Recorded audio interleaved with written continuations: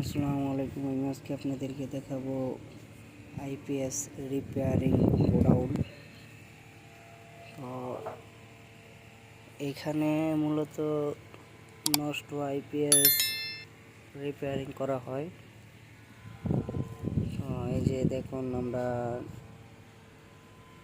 যে এটা একটা আইপিএস, এটা চার্জিং গেজের সমস্যা। তো এটা আমরা নিয়ে আসছি, চার্জিং সার্কিটের কাজ করব।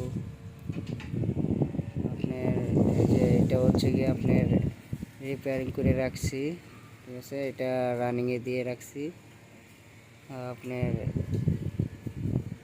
মূলত আইপিএস রিপেয়ারিং করা হয় এখানে। ধন্যবাদ আপনাদের সকলকেই।